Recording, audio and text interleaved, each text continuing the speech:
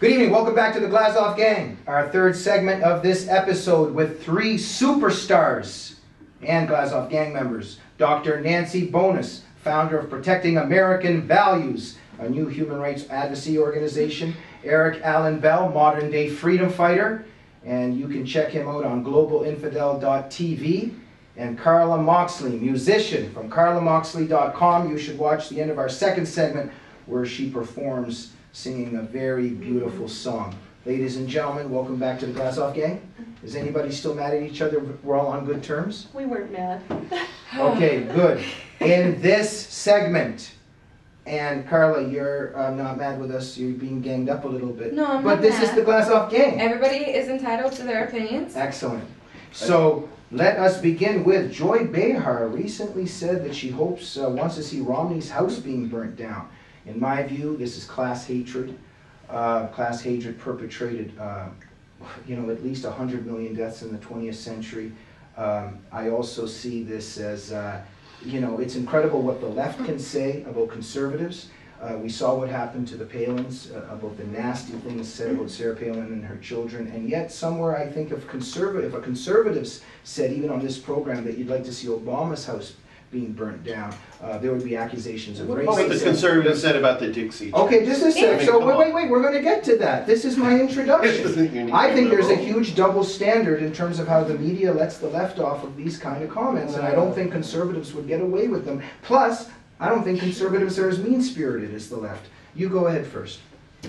If Obama ever said anything like we need less teachers, less firemen, less police, then anything said to him, okay, about that, I would be fine. Okay, just educate our audience. Who said that? I read the article. Mitt Romney, he said we would need less police, less firemen, and less teachers. But is he, okay, just wait, is he saying therefore we should burn down his house?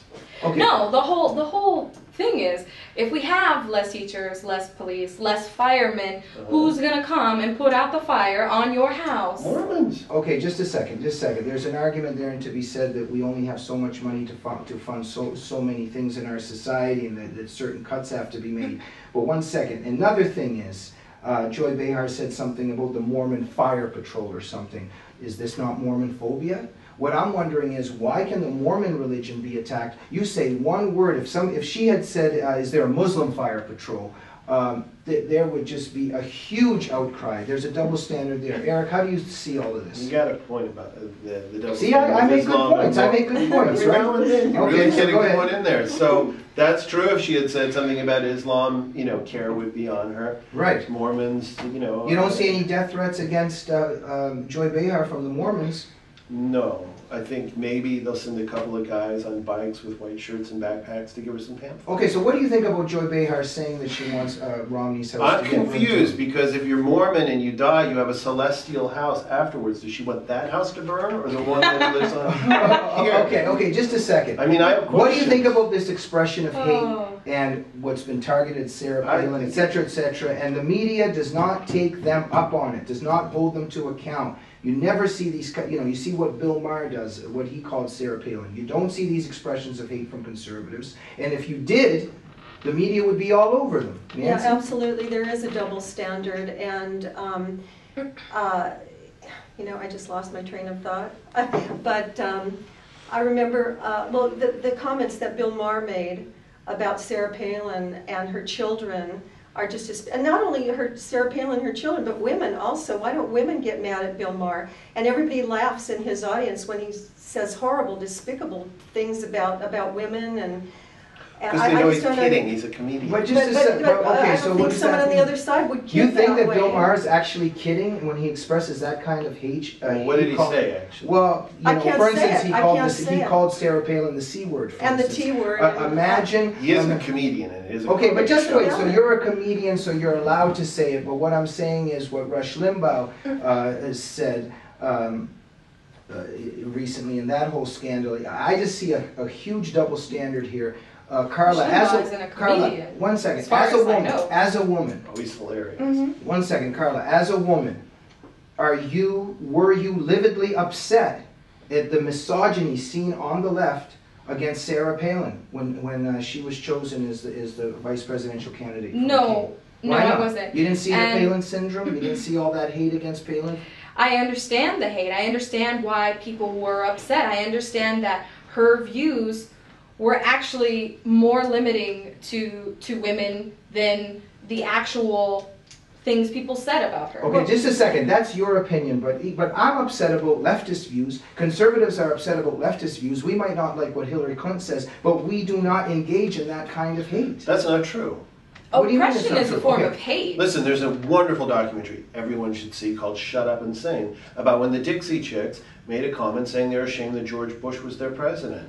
And my God, the outrage on the right. Wait a minute, They should Eric, be okay. dropped as bombs And on so Iraq. what? They behaved as if they were dissidents. Let me tell you something. They weren't Andrei-Sakharov. They were exercising and they their weren't right to Vladimir free Bukovsky. speech. They ended up being famous because of that, and they won cultural material rewards because They of got that. kicked out of the No. Country Music Awards for Oh, that. no, okay. They were embraced though. They were embraced Of though. course they were embraced. Mhm. Of course, the Nancy. left embraced them. The left, Nancy, go ahead. the left embraced them. Going over this too You know, fast. anyway, I just have to go back to the same thing. You know, when Rush Limbaugh said what he said about that woman who wanted us to pay for her condoms because she needed $3,000 from the taxpayers to pay for her condoms, and he said, well, she's having so much sex, she must be a, whatever he said. You know, that was like, oh my gosh, they were just so disgusted with him, and it just went on and on and on.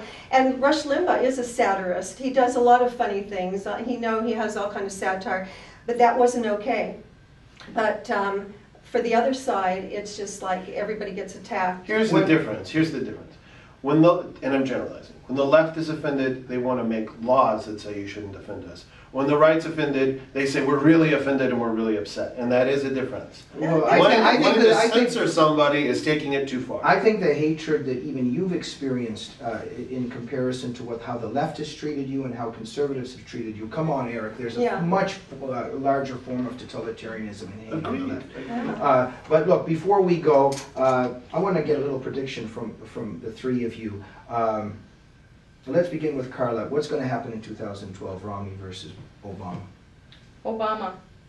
Big time, or is it going to be close, a landslide? There's no telling, but Obama. You predict Obama, and is that a good thing or a bad thing? That's a good thing. Eric, prediction? Probably Obama, and probably, my guess is that during his second term, he'll show his true colors, his true allegiance to the Muslim Brotherhood and radically socialist ideas. And Stephen Coughlin has provided a lot of very frightening evidence how the Yes. Muslim Brotherhood has penetrated this administration, and the administration is actually doing the bidding of the Muslim Brotherhood. Check out Stephen Coughlin's work, just terrifying. He's Nancy? fabulous, Stephen Coughlin. I think that it will be very close. I pray to God that Obama doesn't win another term, because when he said he wanted to totally transform our country, he's so well on the way to doing that. And I'm so frightened of what will come if he gets another term. But what will happen? Will he get another term? Make a prediction. If God's watching over this country, then he won't. Ladies and gentlemen, on this final note, we have a little bit of a sad note on the Glazov gang. One of our gang members, Tommy Trudeau, I just found out why he wasn't on this program this evening.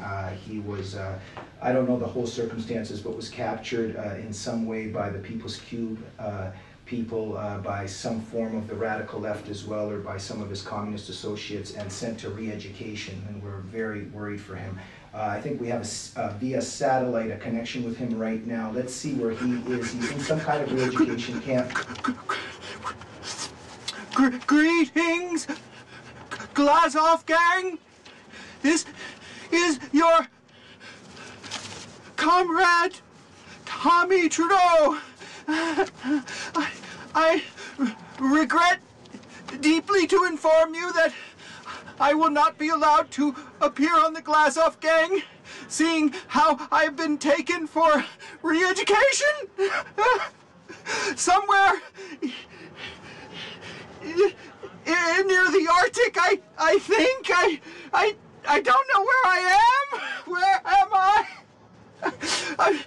With me is Comrade Snugglebun, and even though Mr. Snugglebun is technically the one who turned me in, the chairman has decided that Mr. Snugglebun is a collaborator, and so it has been decided that Mr. Snugglebun will join me in this glorious, most glorious time of re-education and enlightenment.